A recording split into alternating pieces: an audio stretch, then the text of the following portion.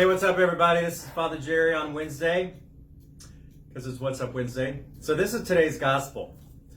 On one occasion, Jesus began to teach by the sea. A very large crowd gathered around him so that he got into a boat on the sea and sat down. And the whole crowd was beside the sea on land. And he taught them at length in parables, and in the course of his instruction he said to them, "Hear this, a sower went out to sow. And as he sowed, some seed fell on the path, and the birds came and ate it up. Other seed fell on the rocky ground where it had little soil. It sprang up at once because the soil was not deep. And when the sun rose, it was scorched, and it withered for lack of roots. Some seed fell among thorns, and the thorns grew up and choked it, and it produced no grain. And some seed fell on rich soil, and it produced fruit. It came up and grew, and it yielded 30, 60, and 100-fold. He added, whoever has ears ought to hear." Did you hear me, Christy? I did. Hear thee, all thee people. So, when the deacon read this, it's the parable of sower. It goes on a lot longer for today. When the deacon read this morning, if I didn't have my mask on, Sean probably would have seen me smiling a little bit. Because right after I was ordained, we did a Christian Leadership Institute for teenagers, and this gospel came up. And the task was we had all the different groups, and Christy used to be a youth minister, so I appreciate this. We had all the different groups come up with a skit or something to act this thing out. And I was a leader, and we did this kind of rap.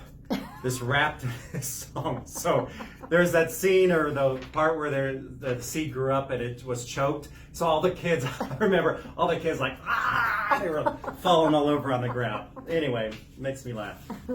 Good times. Gotta love youth ministry.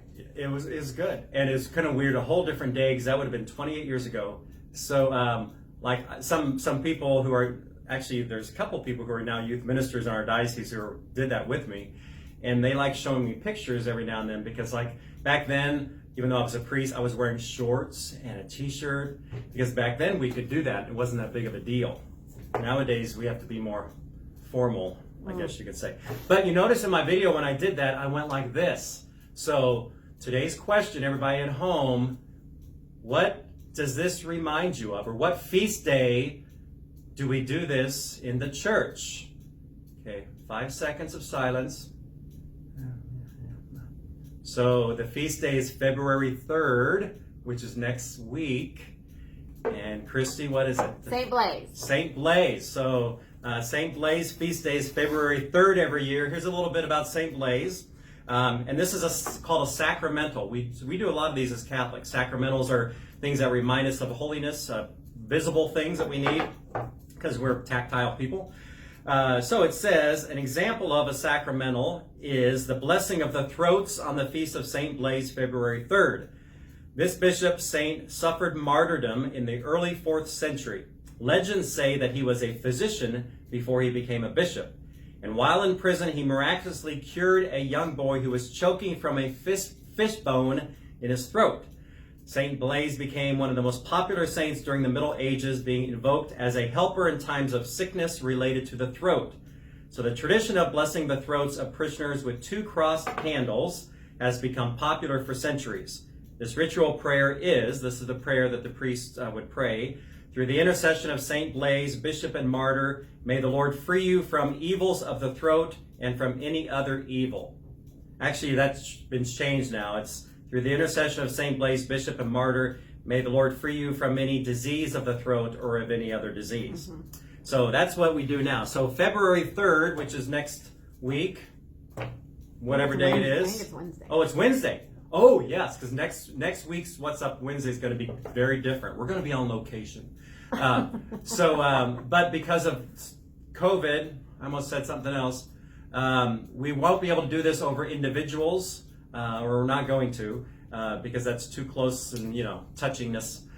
So we'll do a general blessing at our Mass here that morning. So anyway, just be mindful of that. And if you watch online next Wednesday morning for the Mass, then you can get it, because God's blessing travels everywhere. So keep that in mind, everybody. Cocoa. It's a cocoa day because it's cold outside. Snowy. So what else? What else am I going to do? That's it. Nothing. Nothing. Nothing really. Next week we're on location. Yeah, next week we're going to be on location. That's going to be fun. Don't tell them where we're I'm going. not going to tell you what's going to happen. It's going to be good. It's going to be fun. So watch next Wednesday. The weekend after that, it's going to be different too, because I will be in a different state that week. And we're going to pre-record one because that's going to be really important in 2 weeks, because it's all going to be about Lent and about Ash Wednesday, because I told you to be watching for Ash Wednesday. So the bishop put out something about that, and every parish is doing it differently. I've been talking to some of the priests. So we're going to do a show and tell video in 2 weeks where Christy will probably get some.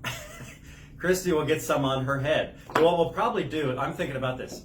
Christy, which if you haven't never seen Christy, she's sitting here, but she has long hair. You know, she's a woman, so she has hair, and it's long. And Sean, who you probably don't see either, but he works here at the parish, and he has no hair. So we might put them right next to each other, and we'll pretend how we're going to do ashes so you can see, because you'll see it on one of them. You can guess who. And you won't probably see the ashes on the other one. So anyway, just a heads up on what's going on. So that's it for today, everybody. I hope everything's going well. Remember to be peaceful and patient with people, and including yourself. And know that God is with us, of course, at all times. Yeah, that's pretty much it. It's great to be with you today. If you guys, of course, if you ever need anything here at Corpus Christi, just call the parish or send one of us an email, and we'll be glad to help. So have a good rest of the week, everybody. God bless.